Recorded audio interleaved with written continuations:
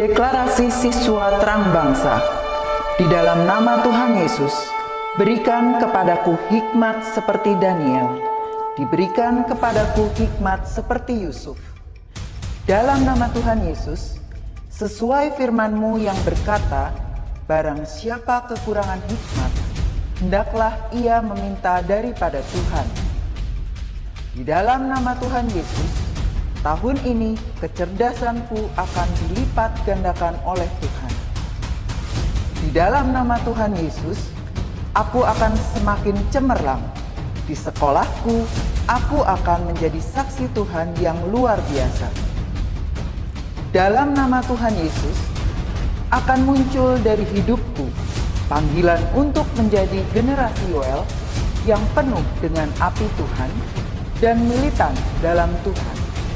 Aku disebut sebagai pelaksana-pelaksana firman. Aku bagian dari pasukan Tuhan yang tangguh pada akhir zaman. Lewat hidupku, pelajar di kota Sion akan mengalami kegerakan rohani yang luar biasa. Aku menerima jaminan masa depanku dari Tuhan sendiri, kalau aku hidup seperti yang Tuhan mau. Demi nama Tuhan Yesus, semua jadi dan genap. Amin, amin, amin.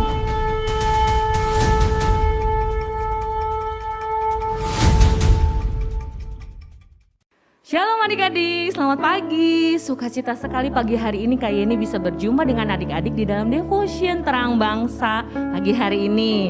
Mari sebelum kita dengar sebuah firman Tuhan pagi hari ini, Kak Yeni mau ajak kita semua untuk masuk dalam hadirat Tuhan. Kita mau nyanyi satu lagu, kita mau persiapkan hati kita lebih lagi supaya setiap firman yang ditaburkan bisa diterima dalam hati kita dan kita bisa melakukannya adik-adik dalam hidup kita. Yuk kita siapkan sama-sama pagi hari ini hati kita lebih lagi.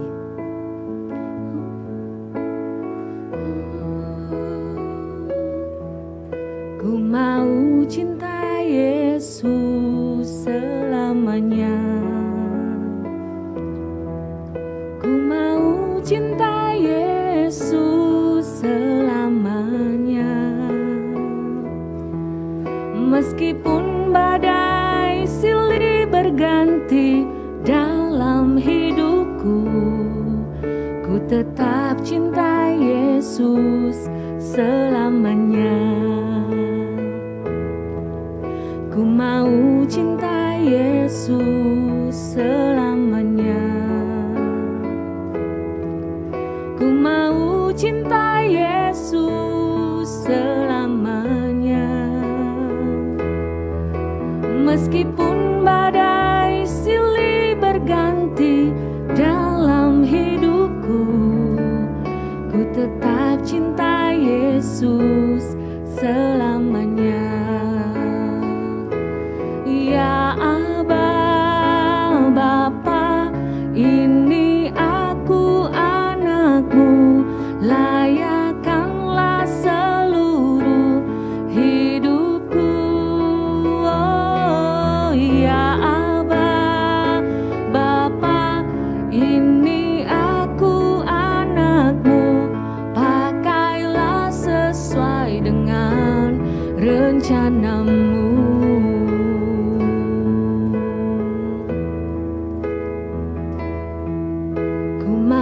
Cinta Yesus selamanya.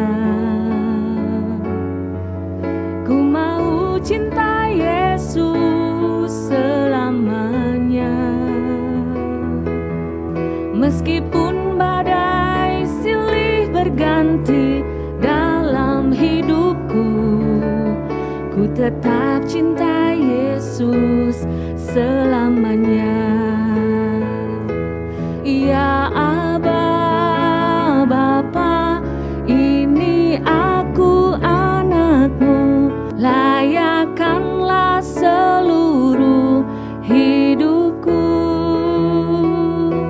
Ya Aba, Bapa, ini aku anakmu, pakailah sesuai dengan rencanamu. Pakailah sesuai dengan rencana.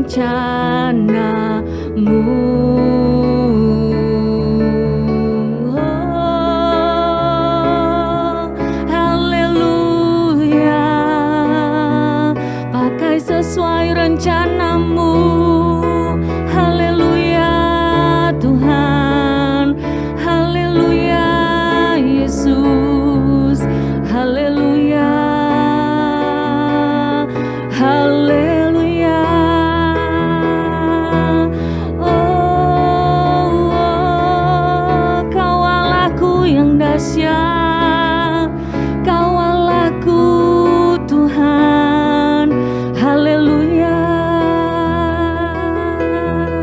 Yesus, oh Yesus, haleluya, haleluya, haleluya. Terima kasih Tuhan, siang hari ini Bapa, kami datang ke hadirat-Mu, kami bersyukur Tuhan untuk kasih yang Kau berikan atas hidup kami. Sebentar kami akan dengar sebagian daripada firman-Mu Tuhan. Biar setiap firman yang ditaburkan Tuhan dapat tumbuh di hati yang subur. Semua anak-anak yang mendengarkan firman pada pagi hari ini, mereka menjadi anak-anak yang taat. Mereka menjadi anak-anak yang mengenal Engkau lebih lagi. Hidup mereka bisa diubahkan Tuhan. Hidup mereka bisa menyenangkan Engkau lebih lagi Tuhan.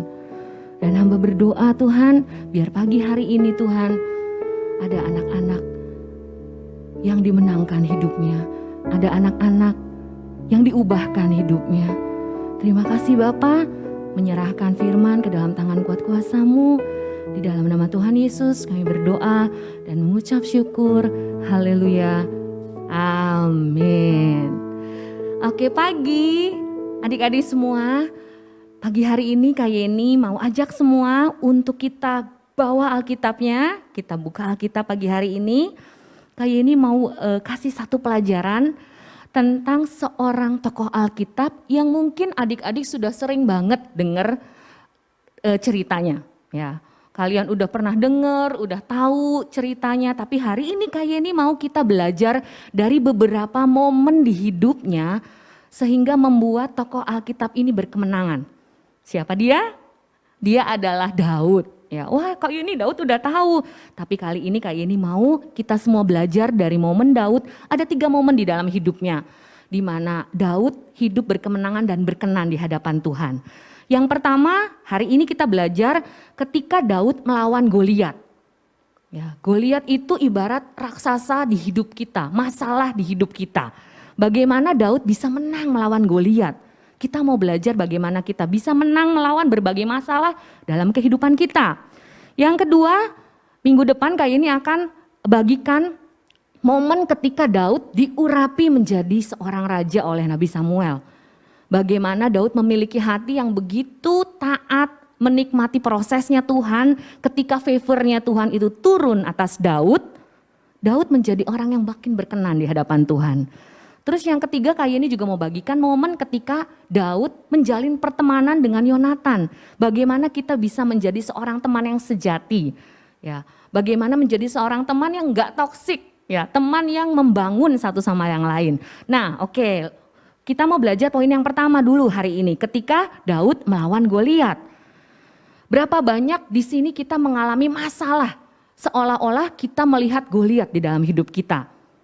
Kayak ini saya mengalami masalah ketika saya belajar, kayak ini tugasnya banyak, kayak ini saya lagi sakit, kayak ini saya mengalami hubungan yang gak enak sama adik kakak, sama mama papa. Aku merasa tidak adil diperlakukan oleh orang tua. Berapa banyak yang punya masalah, Goliat di dalam hidupmu.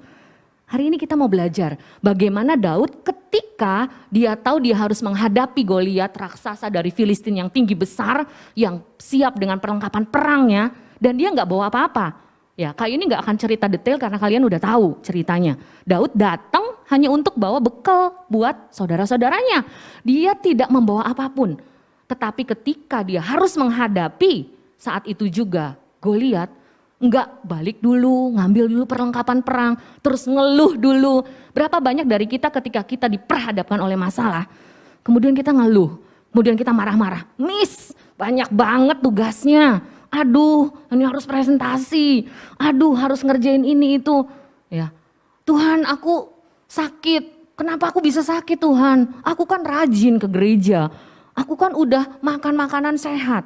Banyak dari kita ketika kita menghadapi Goliat dalam hidup kita nggak memiliki respon seperti Daud.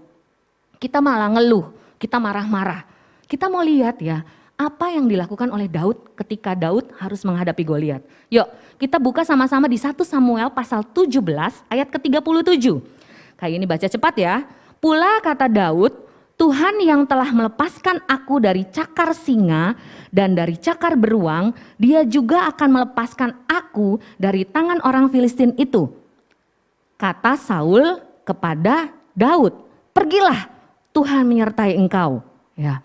Di sini ketika Daud menghadapi Goliat, Daud memperkatakan firman, dia ingat tentang penyertaan Tuhan di hidupnya. Dulu saya juga pernah mengalami masalah yang sama.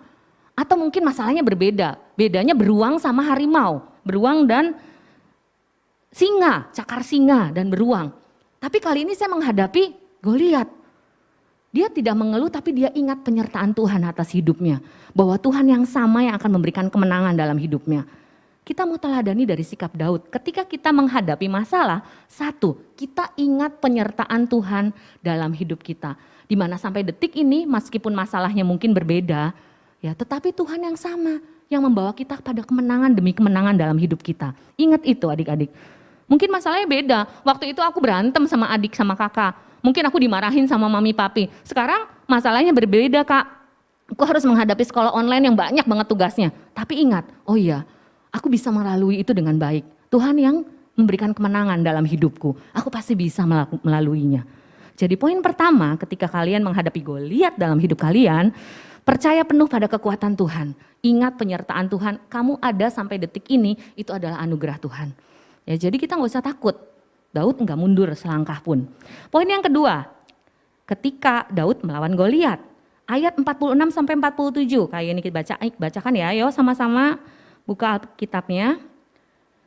Hari ini juga, Daud bilang gini, hari ini juga Tuhan akan menyerahkan engkau ke dalam tanganku dan aku akan mengalahkan engkau dan memenggal kepalamu dari tubuhmu. Hari ini juga aku akan memberikan mayatmu dan mayat tentara orang Filistin kepada burung-burung di udara dan kepada binatang-binatang liar supaya seluruh bumi tahu bahwa Israel mempunyai Allah. Ayat 47, dan supaya segenap jemaah ini tahu bahwa Tuhan menyelamatkan bukan dengan pedang dan bukan dengan lembing. Sebab di tangan Tuhanlah pertempuran dan ia pun menyerahkan kamu ke dalam tangan kami. Jadi ketika Daud memperkatakan ini, belum ada apapun. Goliatnya masih berdiri tegak, orang-orang Filistin masih ada di situ. Tetapi Daud berani memperkatakan firman. Jadi yang kedua, ketika masalah datang dalam hidupmu, perkatakan firman. Perkatakan sesuatu hal yang positif. Perkatakan firman yang Tuhan janjikan atas hidupmu terjadi.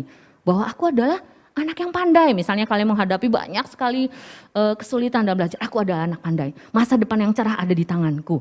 Tuhan akan memberikan aku kemenangan. Tuhan akan menjadikan aku anak-anak yang berhasil dalam hidupku. Jangan mengeluh gitu. Aduh aku gak bisa. Belum apa-apa aku gak bisa. Aku menyerah kak gitu ya. Enggak, perkatakanlah seperti Daud memperkatakan firman. Untuk memperkatakan firman, kalian harus baca firman. Gimana bisa ngomong sesuatu kalau kalian gak pernah baca? Ya, jadi kayak ini mengajak kalian untuk rajin baca Alkitab. Daud memperkatakan firman karena dia tiap hari makanannya firman. Tiap hari dia baca firman, baca Taurat. Jadi Daud tahu bahwa Allahnya yang besar adalah Allah yang akan menyerahkan musuh-musuhnya ke dalam tangannya. Nah, untuk kalian bisa menghadapi masalah kalian, perkatakan firman dalam hidupmu. Mulai rajin baca Alkitab. Ingat, masalah yang kalian hadapi itu ada tanggal batasnya, ada batas waktunya. Tapi penyertaan Tuhan di dalam hidupmu itu tidak terbatas. Kayak ini ulang ya, masalah di dalam hidupmu ada waktunya, ada batas waktunya. Coba ingat-ingat, masalahnya apa? Berantem sama adik kakak, sakit, ya dimarahin, tugas, ya apalagi? Ada batas waktunya, tetapi penyertaan Tuhan dalam hidupmu tidak terbatas. Itu satu poin yang Daud pegang. Makanya dia berani untuk memperkatakan firman. Yuk kita mau baca firman lebih lagi tiap hari, rajin lagi sehingga kita bisa memperkatakan firman untuk menghadapi masalah dalam hidup kita. Poin yang ketiga, bagaimana ketika Daud menghadapi Goliat? Ayat yang ke-48 dan 49. Ya, selanjutnya ini. Ketika orang Filistin itu bergerak maju untuk menemui Daud, Nah, ini poinnya. Maka segeralah Daud berlari ke barisan musuh untuk menemui orang Filistin itu. Ayat 49, lalu Daud memasukkan tangannya dalam kantungnya, diambilnyalah sebuah batu dari dalamnya, diumbannya, maka kenalah dahi orang Filistin itu. Sehingga batu itu terbenam ke dalam dahinya dan terjerumuslah ia dengan mukanya ke tanah. Demikianlah Daud mengalahkan orang Filistin itu dengan umban dan batu. Ia mengalahkan orang Filistin itu dan membunuhnya tanpa pedang di tangan. Luar biasa adik-adik. Ini ayat pamungkas ya, Daud mengalahkan Goliat tanpa pedang. Ya. Lalu apa yang harus kita teladani dari sikap Daud? Yang ketiga, melihat dan bertindak dengan iman. Kita enggak cuma memperkatakan, baca Alkitab, terus udah diem duduk manis, udah Tuhan saya udah baca Alkitab, saya udah memperkatakan firman, udah. Tetapi bertindak. Seperti Daud, dia apa? Ngambil umban, ngambil batu, kemudian bertindak. Ya, dia umban batunya kena dahinya. Itu yang harus kita lakukan. Ketika ada masalah, berdoa, memperkatakan firman, percaya pada kekuatan Tuhan dan penyertaannya, serta bertindak dalam iman. Ketika kita bertindak di dalam iman, Tuhan yang akan bekerja luar biasa. Bahkan tanpa pedang, Daud bisa mengalahkan Goliat. Ya.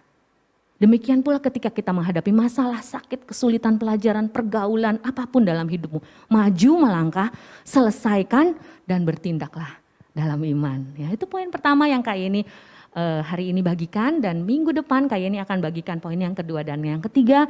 Kak Yeni berharap setiap adik-adik bisa mengambil intinya, bisa mengambil poinnya dari firman ini bahwa kita adalah orang-orang yang akan menjadi pemenang ketika kita bertindak dengan iman.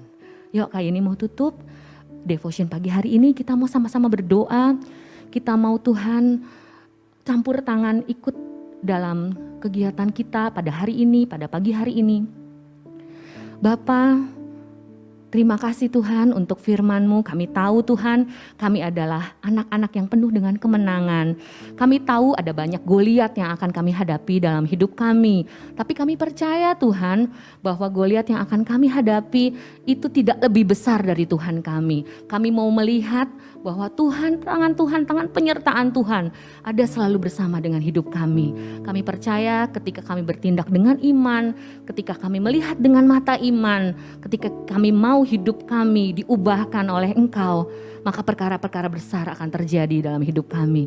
Terima kasih Tuhan, jadikan setiap anak-anak yang mendengarkan devotion ini Daud kecil yang siap menghadapi Goliat besar dalam hidupnya. Terima kasih Bapa, menyerahkan kegiatan belajar pada hari ini ke dalam tangan-Mu. Di dalam nama Tuhan Yesus kami berdoa dan mengucap syukur. Haleluya, amin. Selamat belajar, Tuhan Yesus memberkati.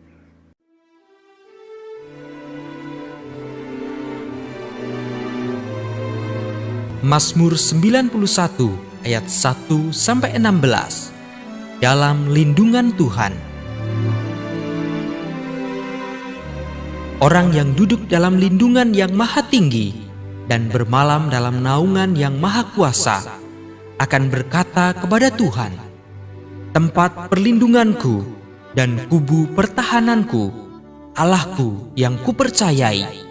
Sungguh Dialah yang akan melepaskan aku dari jerat penangkap burung, dari penyakit sampar yang busuk.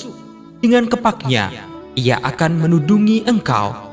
Di bawah sayapnya engkau akan berlindung. Kesetiaannya ialah perisai dan pagar tembok. Engkau tak usah takut terhadap kedahsyatan malam, terhadap panah yang terbang di waktu siang, terhadap penyakit sampar yang berjalan di dalam gelap, terhadap penyakit menular yang mengamuk di waktu petang. Walau 1000 orang rebah di sisimu dan 10.000 di sebelah kananmu, tetapi itu tidak akan menimpamu. Engkau hanya menontonnya dengan matamu sendiri dan melihat pembalasan terhadap orang-orang fasik. Sebab Tuhan ialah tempat perlindunganmu, yang maha tinggi telah kau buat tempat perteduhanmu. Malapetaka tidak akan menimpa kamu, dan tulah tidak akan mendekat kepada kemahmu. sebab malaikat-malaikatnya akan diperintahkannya kepadamu untuk menjaga engkau di segala jalanmu. Mereka akan menatang engkau di atas tangannya, supaya kakimu jangan terantuk kepada batu. Singa dan ular tedung akan kau langkahi. Engkau akan menginjak anak singa dan ular naga.